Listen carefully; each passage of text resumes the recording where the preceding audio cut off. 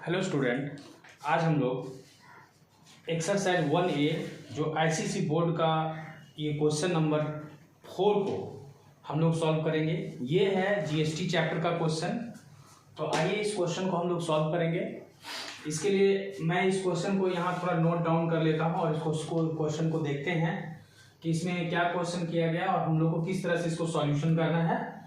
तो इसके लिए क्या है ना कि यहाँ ये जो नंबरिंग है इस क्वेश्चन का, वो एक्सरसाइज जो है ये 1A है और ये स्टैंडर्ड हम लोग का 10 क्लास का है और यहाँ पर ये आईसीएसई बोर्ड का है, आईसीएसई सेलिना क्लासेस का, सेलिना पब्लिकेशन का ये जो है क्वेश्चन है, पब्लिकेशन का क्वेश्चन है।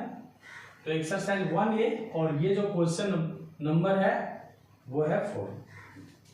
क्वेश्चन में क्या कहा गया है कि find the amount of bill for the following intrastate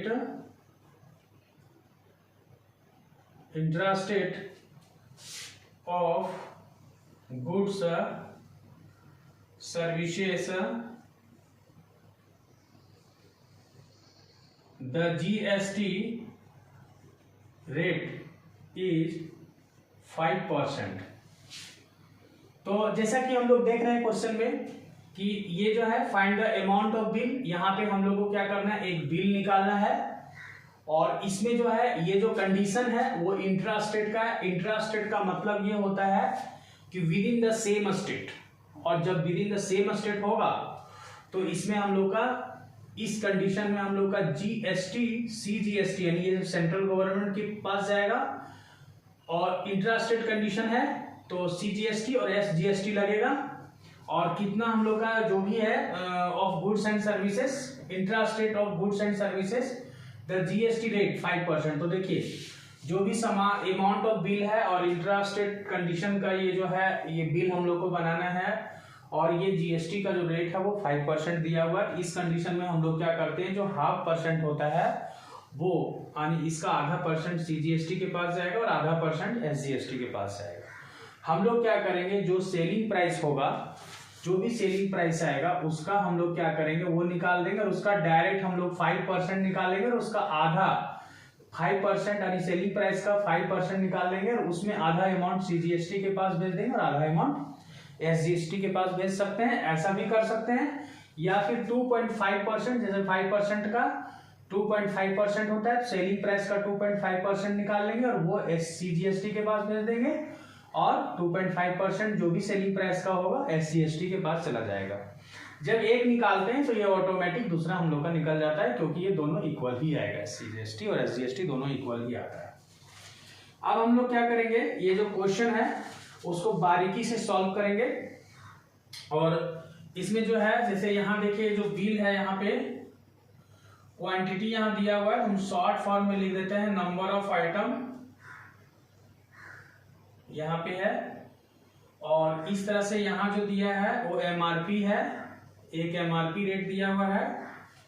फिर इसमें दिया है डिस्काउंट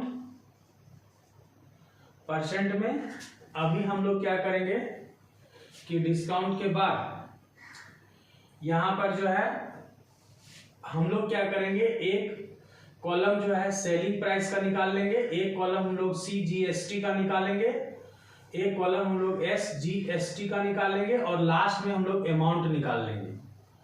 तो इस तरह से पूरा बिल हो जाएगा और लास्ट में हम क्या करेंगे, सारे अमाउंट्स को यहाँ ऐड कर देंगे।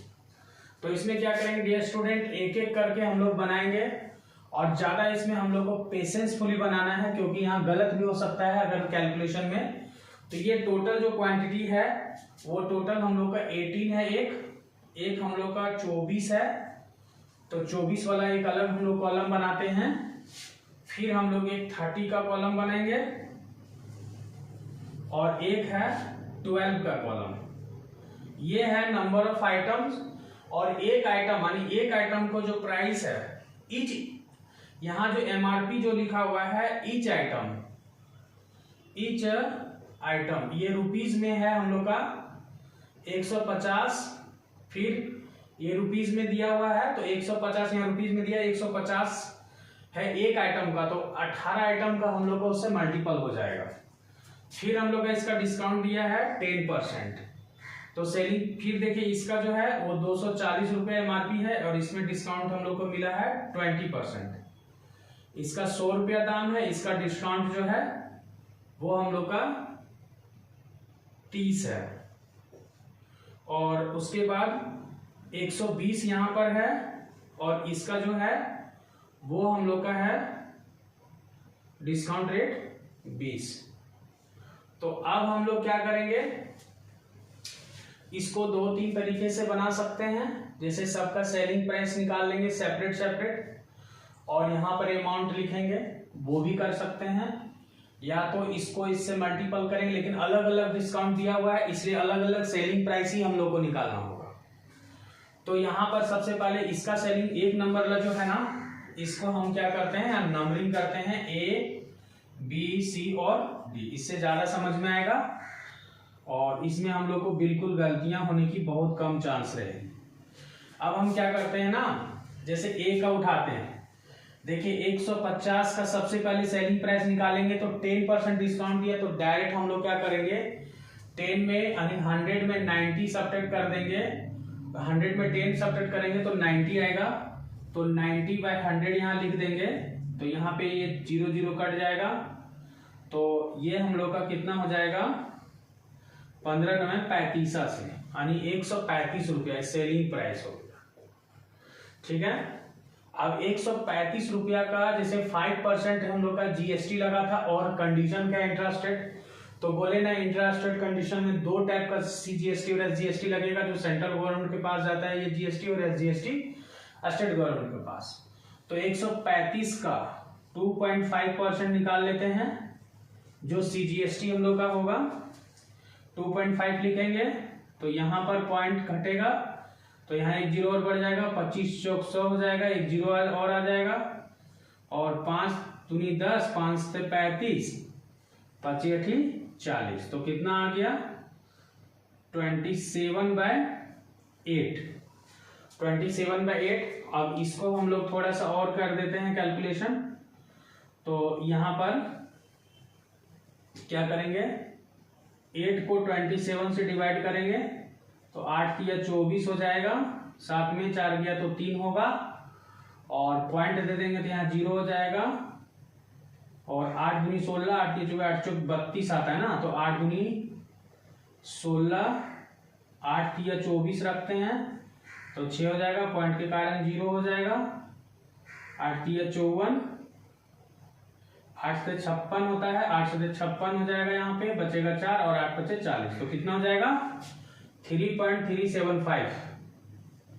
3.375, तो यहां भी वही आएगा 3.375। अब क्या करेंगे, इसको दोनों को ऐड करें या 2 से इसको मल्टीपल कर देते हैं, तो ये हम लोग को हो जाएगा 5 दूनी 10 और 7 दूनी 14 और 1 15, 3 दूनी 6 और 1 7 और 3 दूनी 6, यानी 6.75। तो 6.75 हम लोग का स्टूडेंट्स ये जो है वो GST होगा, और इसमें क्या करेंगे कि 6.75 में हम लोग 135 रुपया को ऐड कर देंगे, तो अब जो हो जाएगा 5 7 6 5 11, हाथ में 1 3 और 1 4, 141 रुपया 75 पैसा। तो 141 रुपया 75 पैसा को हम लोग क्या करेंगे कि 141 रुपये 75 पैसा जो आया उसको हम लोग फिर 18 से हम लोग को मल्टीपल करना होगा।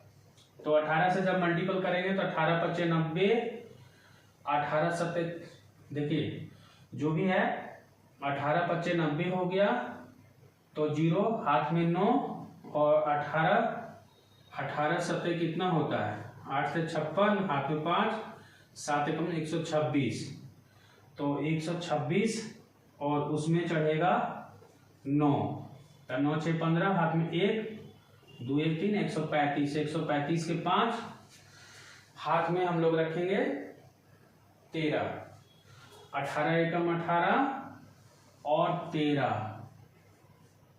तो 8 3 11, हाथ में 1 1 1 2 और 1 3 31, हाथ में 3, 18 चौका 72 और 3 75, हाथ में 7, ठीक है, 18 एकम 18 7 25, तो यहाँ पर पॉइंट हम लोग का यहाँ आ जाएगा, यानी 2551 रुपया 50 पैसा। हम लोगों ने क्या किया कि जो भी आइटम था ये तीनों को हम लोग ऐड करेंगे और जो भी आएगा, देखिए यहाँ पे 135 रुपया हम लोग का सेलिंग प्राइस आया हुआ था, 135 रुपया सेलिंग प्राइस था और ये दोनों जीएसटी को ऐड करके 6 रुपया 75 पैसा ऐड कर दिए, तो टोटल हम लोग का जो अमाउंट हुआ वो 141 रुपये 75 पैसा हुआ और उसको नंबर ऑफ आइटम 18 है तो उससे मल्टीपल किए तो कितना आ गया 2551 रुपया 50 पैसा। तो 2551 रुपया 50 पैसा यहाँ लिख देंगे। ये केवल इस आइटम का हम लोग का बिल हुआ। अब स्टूडेंट आराम से धीरे धीरे हम लोग का बी का भी निकालना, लास्ट में हम सबको ऐड कर देंगे, वही एक्चुअल आंसर होगा। तो हम लोग क्या करते हैं, सेकेंड वन में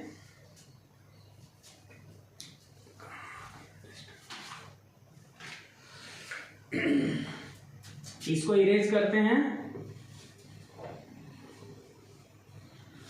अब हम लोग बी का आते हैं, बी में देखते हैं कि क्या होता है। बी का इस बुक को रख देते हैं, बुक का हम लोग के पास कोई काम नहीं है। यहां पर बी का लिखेंगे तो देखिए 240 रुपया हम लोग का एमआरपी है, 240 का 20% डिस्काउंट दे रहा है, तो सेलिंग प्राइस निकालने के लिए क्या करते हैं, शॉर्ट ट्रिक्स है कि 100 में 20 घटाएंगे तो 80 आएगा, तो 80/100 करेंगे तो डायरेक्ट हम लोग का सेलिंग प्राइस आ जाएगा। अब इसमें क्या हुआ, 8 चौक 32, हाथ में 3, 8 दूनी 16, 17 18 19, यानी 192 रुपया हुआ। 192 का हम लोग क्या करेंगे कि 2.5% निकालेंगे, तो यहां पे आ जाएगा कितना, 25 चौक 100 0, 40 आया। 192 को 40 से डायरेक्ट भी डिवाइड कर सकते हैं, तो क्या आएगा, 4 तिया 12, 4 चौक 16, 4 चौक 16, 4 पचे 20, तो 4 चौक 16 ही रहने देते हैं। 160 हो गया, 2 9 में 6 गया 3, ये हम लोग का कट गया। पॉइंट के कारण यहाँ पॉइंट दे देंगे तो एक 0 आ जाएगा। फिर चलिए ठीक 32, ये 0 यानी 4 रुपया 80 पैसा होगा। तो देखिए इसका जो सेलिंग प्राइस है वो 192 आता है, वो लिख दे रहे हैं यहाँ पे ताकि समझ में भी आएगा। और इसका CGST जो है 2.5 निकालें, क्योंकि 5% और इंट्रा स्टेट का कंडीशन है, तो जो भी GST रहेगा उसका 5% है, तो 2.5% सेलिंग प्राइस का इसमें फिर हमको ऐड करना है, लेकिन पहले निकाल लेते हैं। तो 192 का CGST हम लोग का कितना आया, 4 रुपया 80 पैसा, और उतना ही है फिर यहाँ भी लिख देंगे। अब ये तीनों को क्या करेंगे, ऐड करेंगे, तो 192 रुपया हम लोग का जो भी आया है और 4 रुपया 80 पैसा, 4 रुपया 80 पैसा सबको ऐड करेंगे, तो 0 8 दूनी 16, हाथ में 1, 2 1 3, 3 और 4 7, 7 4 11, हाथ में 1, 9 1 10, हाथ में 1 1 201 रुपया 60 पैसा। अब ये 201 रुपया 60 पैसा जो है वो होगा, ये तीनों को ऐड कर दिए, इससे हम लोग का अमाउंट निकला। और चूंकि नंबर ऑफ आइटम कितना है, 24 है, तो 24 से इसको हम लोग को क्या करना होगा, फिर मल्टीपल करना होगा। तो हम लोग 24 से मल्टीपल करेंगे, तो एक काम करते हैं, सबसे पहले 6 से मल्टीपल करते हैं, लास्ट में 0 बैठा देंगे और पॉइंट 2 डिजिट का पॉइंट लगा देंगे। तो 4 6 24, 4 6 24 और 4 एकम 4 और 2 6, 4 0 0, 4 6 24, हाथ में 2, 4 एकम 4 2 6, 4 0 0, 4 दूनी 8, फिर 2 6 12, 2 6 12, 2 एकम 2 और 1 3, 2 0 0, 2 दूनी 4, सबको जोड़ देते हैं, 4 6 2 8, 3 8 4 और 1 0 और पुटअप कर देते हैं। उसके बाद 2 डिजिट के बाद पॉइंट है यहाँ, तो यहाँ 2 डिजिट के बाद पॉइंट लगेगा, यानी इसमें आ गया 4838 रुपया 40 पैसा। तो वो हम लोग डियर स्टूडेंट क्या करेंगे, लिख देंगे यहाँ पे ₹4838 रुपया 40 पैसा। अब स्टूडेंट ये जो बी नंबर का है वो कंप्लीट हो गया। अब हम लोग क्या करते हैं, ये सी में आते हैं। सी में हम लोग क्या करेंगे, देखिए सी में हम लोग का 30 नंबर ऑफ क्वांटिटी है, 100 रुपया दाम है एमआरपी, 30% डिस्काउंट दे रहा है, तो 100 का डायरेक्ट सेलिंग प्राइस निकालेंगे। तो 100 का 30 है, तो 100 में 30 घटा देंगे तो 70/100 हो जाएगा। ये हम लोग का कट गया, कितना है 70 रुपीज। ये हम लोग का सेलिंग प्राइस हुआ, यहाँ लिख देंगे। अब इसका सीजीएसटी और एसजीएसटी निकालेंगे, तो सीजीएसटी हम लोग का 2.5 होगा, ये पॉइंट हटेगा, 5 चौक 25 चौक 100 0 हो गया, 1 0 से 1 0 कट गया, कितना आया 7/4 है, तो 7/4 यहाँ लिख देते हैं। 25 चौक 100 1 0 हुआ, फिर 1 0 से 1 0 कट गया, तो 7/4 हो गया, ठीक है। तो 4 एकम 4 हो जाएगा, तो 3 बचेगा, पॉइंट के कारण 0 हो जाएगा, 4 7 28 हो गया, 2 आ गया, 10 में 8 गया 2, ये कट गया, पॉइंट के कारण फिर 0 हो गया, 4 बचे 20, ये कट गया, यानी कितना आया 1.75। ये सीजीएसटी है, तो 1.75 हम लोग का सीजीएसटी हो गया और 1.75 हम लोग का एसजीएसटी हो गया। अब क्या करते हैं हम लोग, दोनों ये तीनों को ऐड कर देते हैं, 70 रुपया, और एक काम करते हैं, इसको 2 से मल्टीपल कर लेते हैं और डायरेक्ट लिख देंगे, तो भी मेरा काम चल जाएगा, क्योंकि 2 बार प्लस करना है, या दोनों एक को लिख करके 2 से मल्टीपल करेंगे तो भी मेरा वही रेट आएगा, यानी वही हमारा जो है वैल्यू आएगा। तो 5 2 जा 10 कैरी 1, 7 2 जा 14 115 कैरी 1, 2 1 जा 2 1 3 रुपया 50 पैसा आ रहा है, तो वो लिख देते हैं। अब देखिए 3 रुपया 50 पैसे यहाँ लिख देंगे, तो ये हो गया 0 5 3 7 73 रुपया 50 पैसा।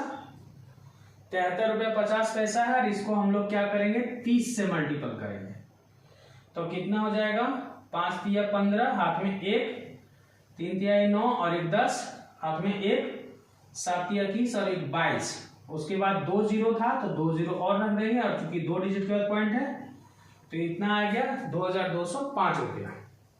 तो 2205 रुपया हम लोग क्या करेंगे, यहां लिख देंगे, ठीक है स्टूडेंट। अब लास्ट वन हम लोग के पास बचा हुआ है, ये तीनों डेटा हो चुका है कंप्लीट। अब लास्ट का हम लोग का बचा हुआ है, तो लास्ट का हम लोग लिखते हैं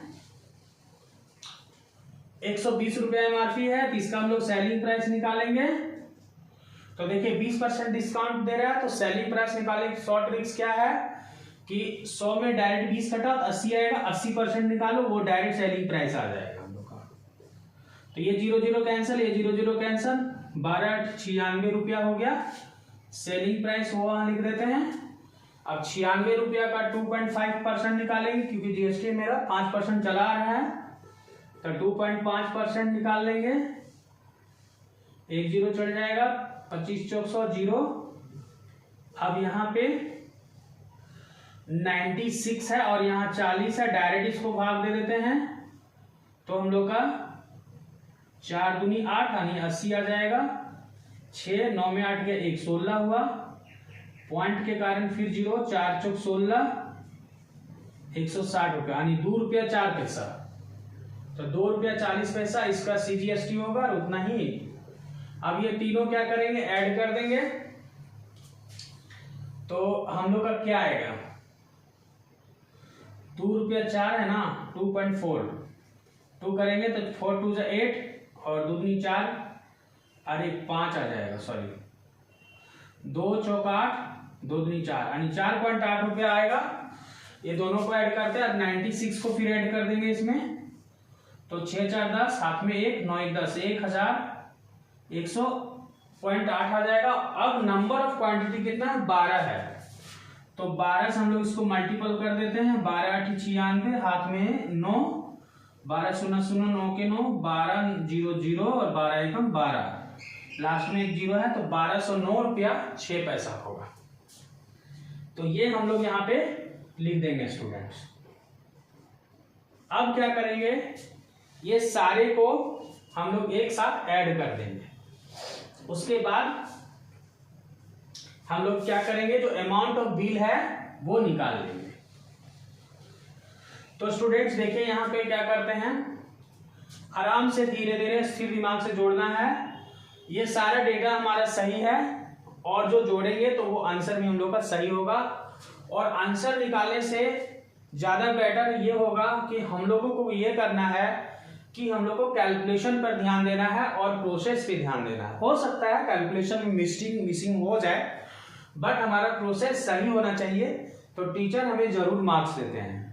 अगर हमारा प्रोसेस ही गलत होगा तो टीचर एक भी मार्क्स नहीं देगा। तो हम लोगों को इस पे ध्यान देना है कि हमारा जो प्रोसेस हो वो बिल्कुल करेक्ट हो। कैलकुलेशन में मिस्टेक अगर थोड़ा बहुत हो भी जाए तो उससे मार्क्स एक आध नंबर कटता है, जैसे 5 का है तो 1 नंबर कटेगा, 4 है 4 नंबर तो जरूर मिलेगा। तो हम लोग को ज्यादा ध्यान देना ये है कि हम लोग का प्रोसेसिंग जो होना चाहिए वो सही होना चाहिए। और अगर कैलकुलेशन मिसिंग भी हो जाएगा तो उससे कोई बहुत बड़ी बात नहीं, बट हम लोग का प्रोसेस सही होना चाहिए। जो भी डेटा हम दिखा रहे हैं उसका जो प्रोसेस है वो बिल्कुल करेक्ट होना चाहिए। यहाँ एक भी प्रोसेसिंग मेरा गलत नहीं है और आंसर भी हम लोग सही आएगा। और by the way calculation mistake भी हो जाता है तो भी मेरा मार्क्स में मार्किंग जो होगा, मार्क्स जो है इसमें कुछ कट के आएगा, बट पूरा का पूरा नहीं कटेगा। एक आध नंबर कट सकता है या 0.5 कुछ भी कटेगा, कम कटेगा, 5% 7% कटेगा, बट मिलेगा मार्क्स। तो वो ध्यान रखना है बेसिकली। अब देखिए यहाँ पे क्या है ना कि पॉइंट के बाद 2 डिजिट, पॉइंट के बाद 2 डिजिट, यहाँ पॉइंट के बाद 2 डिजिट, तो 2 जीरो लगा देते हैं, यहाँ 1 जीरो लगाते हैं, 0 0 0 0, ये 0 हो गया।